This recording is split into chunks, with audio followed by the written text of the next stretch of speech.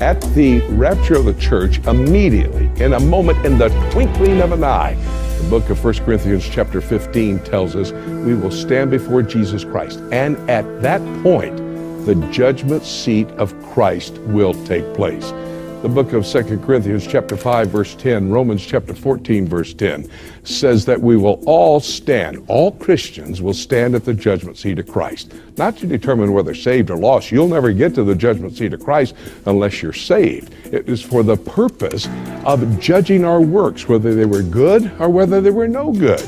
The good works would be those gold, silver, and precious stones works talked about over in 1 Corinthians chapter 3.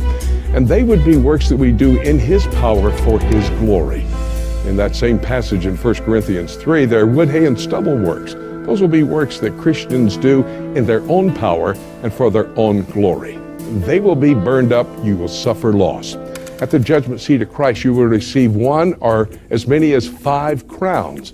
1 Corinthians chapter 9 verse 27 talks about a crown incorruptible for bringing your body under subjection. 1 Thessalonians chapter 2 verse 19 talks about a crown of rejoicing for being a soul winner. The book of James chapter 1 and verse 12 talks about a crown of life that is given to those who yield not to temptation. Temptation is not sin, it's yielding to temptation that becomes the sin. Don't yield to it, you get a crown of life. 1 Peter chapter 5 verses 1 to 4 talks about a crown of glory for those of us who are Christians who help other members of the body of Christ to grow. And the Apostle Paul said, I ran the race, I finished the course, I kept the faith, and laid up for me is a crown of righteousness, but not for me only, but for all that eagerly anticipate and love the appearing of Christ. That's the book of 2 Timothy chapter 4 and verse 8.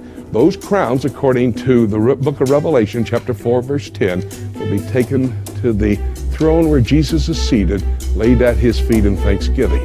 But it also prepares our wedding garment. We will be married to Jesus Christ. After the judgment seat of Christ, there will be a marriage ceremony. Revelation chapter 19, verses 7, 8, and 9 talks about the marriage ceremony in chapter 19, verse 7. Chapter 19, verse 8 talks about our garment, which will be our righteous acts, and that will be determined at the judgment seat of Christ.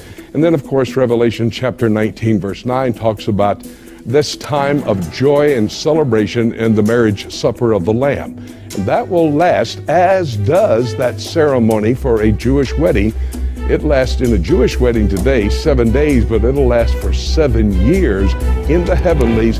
And then we will mount white horses in chapter 19, verses 11 and 14, and return to the earth with Jesus Christ after that 7-year period of time. That will happen in the heavenlies while damnation and judgment is taking place on the earth.